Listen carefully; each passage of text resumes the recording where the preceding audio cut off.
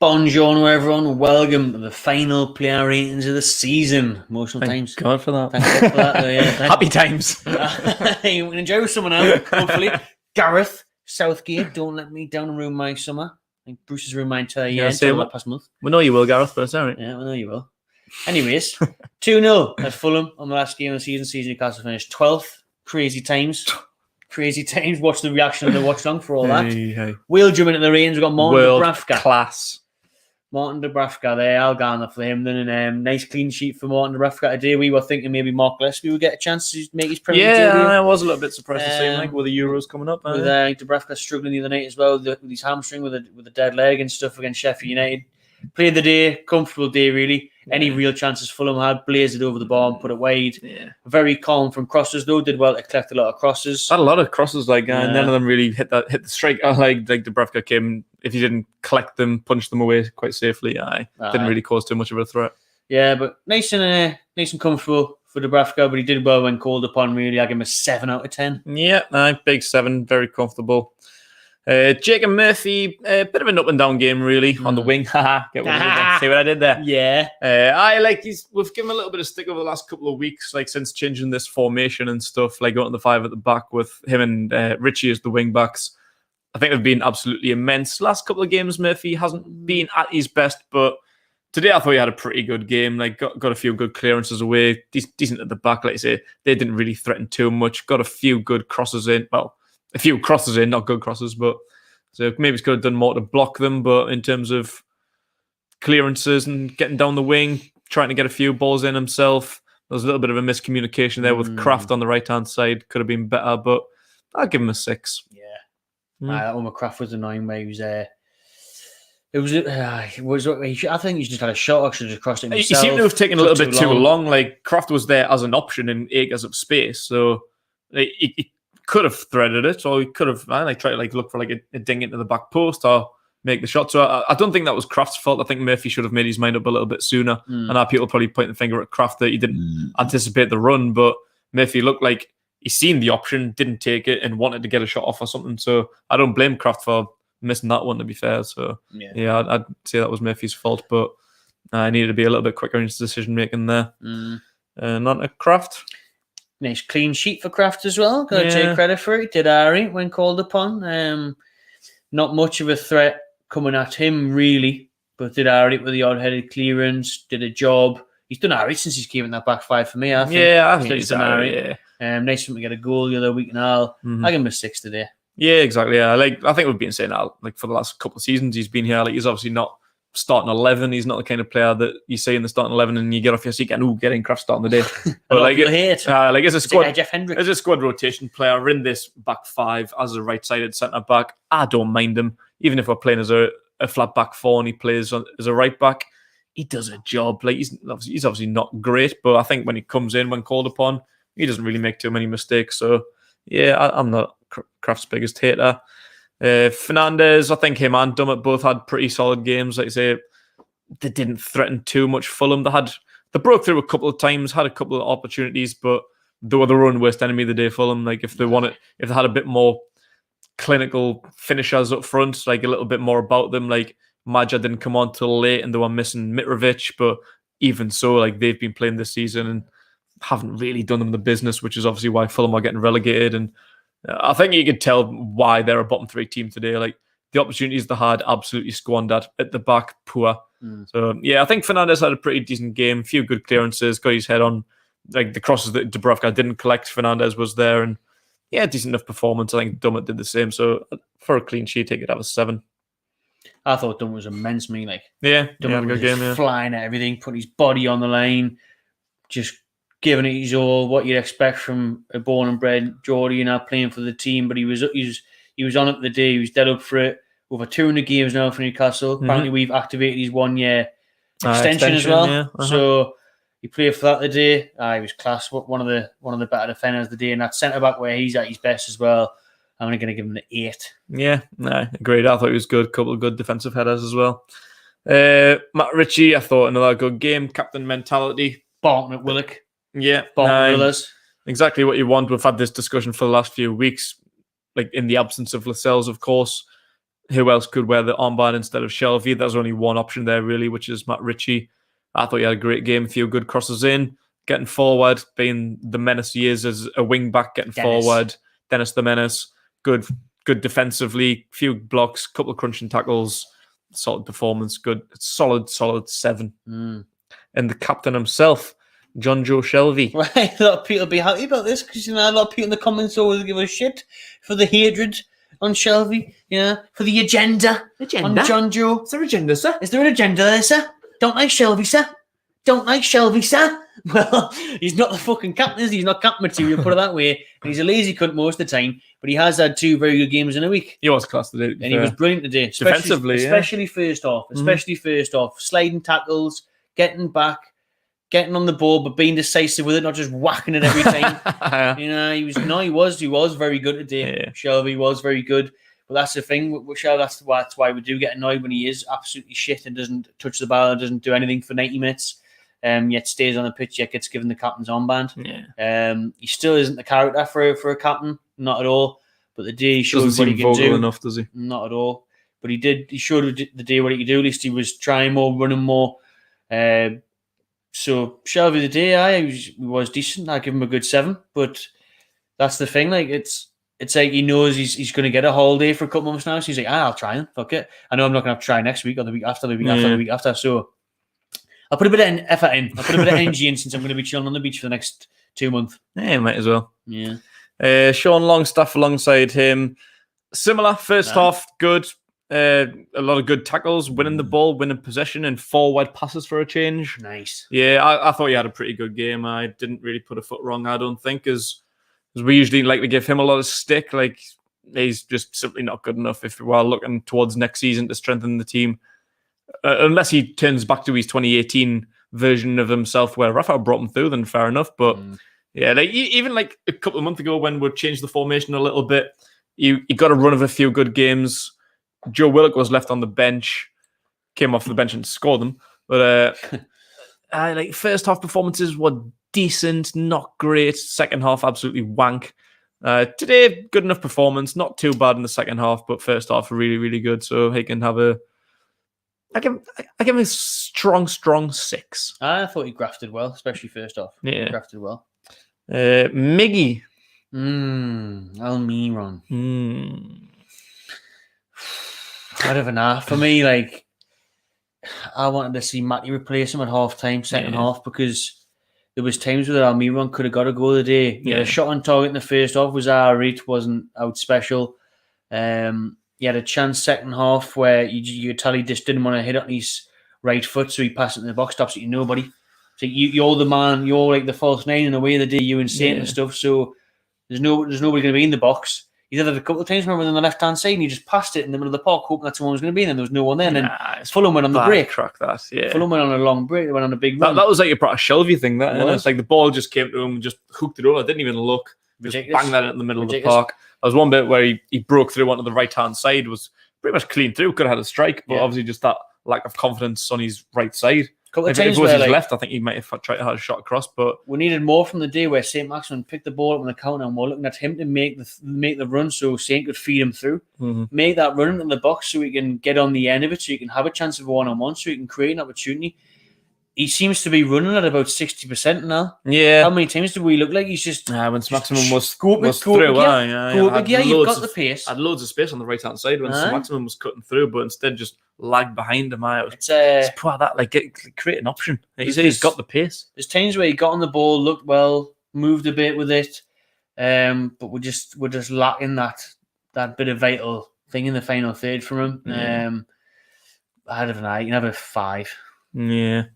It's enough on that with Almiron. The only thing that's turned, he was the only good shining light over winter, really, wasn't he? Oh yeah, absolutely. During players being injured, he was like the spotlight. During what worst our spell, upturn in form with the wing backs and stuff has resulted in him in a downturn in form. Like with some Maximin coming back into the frame and all. Yeah, that formation style just doesn't suit him. Like that was our worst spell of the season. Like right through winter, December, January, February, we were absolutely appalling. But he was the one, like, in most games that could walk off the field with his head held high. Like, we had no negatives of him. Like, he gave his absolute all, and that's all we really ask for all of the players in any game. Just effort, try. And in that time, nobody was given it apart from him. But yeah, just since his injury, since he picked up the injury at Southampton, and he came back against Brighton just before the international break in that 3-0 defeat, I just haven't really seen a lot of him to be positive about. Like, he's just been just a bit frustrating me. Like, I think he's had a bad end to the season. Just lack of confidence, lack of conviction. But other than this man, he's the fucking boy. He's the dog's bollocks, like Joe Willock. Unbelievable. 7 goals in 7 games, matching Shearer's record. Honestly, man, what can you even say, man? He's the sole reason of how we've ended up finishing 12th. Really, like his goals and that. Absolutely. Mr. Steal Your Points, Joe Willock. Incredible. Yeah. 21 years old, English. Also want 30 million from him. Go for it. Break the bank. Get it. Yeah. I don't think it's worth it. I don't think it will, but yeah. he was unreal again today, really. Second half, he petered off a little bit like everyone, really, but first half, like that run from well into his own half, all the way into the Fulham box. Lucky loads of strength, pace. With the block form back on, but again, a good finish in 7-7. Crazy stats, crazy performances. I think he's another one who, like, when he starts games in the second half, like, he slows down a little bit, and don't know if it's like an energy thing or injuries. Like, he always seems down, like Maximin. Like, he always ends up like on the floor, like always having to sub him off. Like, just looks a bit fatigued. Don't know if it's just kicks to the ankles or what, but he always seems knackered by like the hour mark. But first half, when he starts and gives it his all, scores goals when he comes on off the bench, like he did for Sean Longstaff earlier on in the season a couple of months ago. Just goals galore.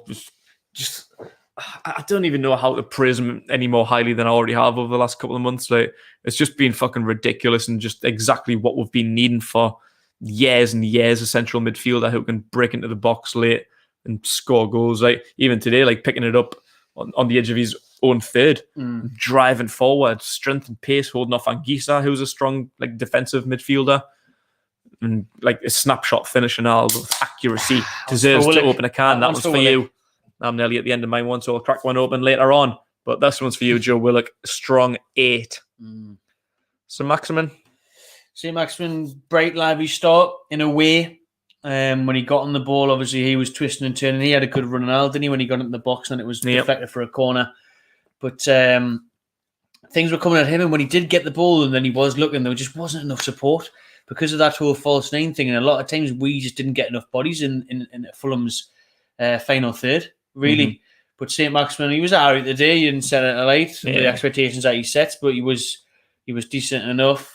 Got on the ball, tried to make the odd thing happen, but bit of an end of season vibe for him. Yeah. Same goes to Willock. Let's hope it's not the last time we'll see him in a Toon shirt. Very Which strong one? chance. Both of them. It's a strong opportunity that this is the final game that we'll see from Maximin and Joe Willock. Like, he also slapped the £70 million transfer fee on him like today or yesterday, but I think someone would pay for it. Like, to be honest, like the likes of PSG or someone, like, take him back to France, like a Kabay kind of situation, but better. Like, he would be incredible in France, to be fair. Yeah, he'd absolutely fucking rip it apart. But even in the Premier League, Arsenal or Spurs or even anyone, really, to be fair. Like, he's that good. He can play for anyone. He deserves to be in Europe.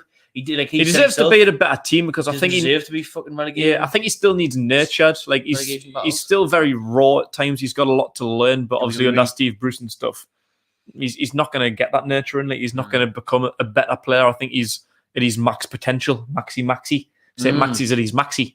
Like, he's just never going to develop anymore. That seed's never going to blossom at Newcastle.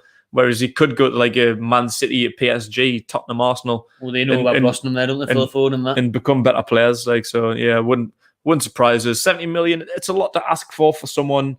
He's like 24, 23, 24. I think still very raw. If you tested Mike Ashley with a good 50 million, I think you'd take it. Like, yeah. Definitely. Maybe it's like haggle a little bit. If someone was saying like, well, we're not going to give you any more than 50, you'd be like, yeah, all right then. 50 million in one of your players that never gets a game. Yeah. One of them ones. Probably, yeah. So, did you give him a rating? 6. 6. It's probably 5 or 6. I would go 6. Yeah. Subs, not many of them made an impact. Shite. Dwight Gale, fucking absolute dog balls. Championship, just keep him at Craven Cottage, leave him down in London. Leave him, stay in the idea, we'll get your hotel put up until you sign the deal. Stay in the fucking Premier Inn or something down there, mate. I've had enough. That header from that corner, beautiful free kick. Sorry, I think beautiful ball in. I think it was Richie On a plate. On a plate, Bread nobody around him. Nah. Free as a bird. It's a striker's Tell you what, dream. you scored a good header against Newcastle Fans TV. You Mate, bury that, mate. I fucking would. Like, Bury it. They used to call us the salmon back in the day. Chris. Fucking Boosh. Fucking Chris Boyd, have some of that. Like, I honestly would score that. Oh, it's Connor Salmon, was it? Not even being funny. Connor Salmon, aye. Yeah, I said Chris. Like, Chris Dugarry. Eh? I think most strikers like Wilson, Andy Carroll, any of the defenders, Fernandez, Clark, Dummett, Kraft, any one of them would have put that away. Like Kraft scored ahead of the other week. It was much harder. The amount of space he was in, inexcusable to not even get it on target. If the keeper pulled off a worldly save, then you'd be like, all right, fair play, you've done your best. But to put it over from there, it was about 7 yards out, nobody marking him.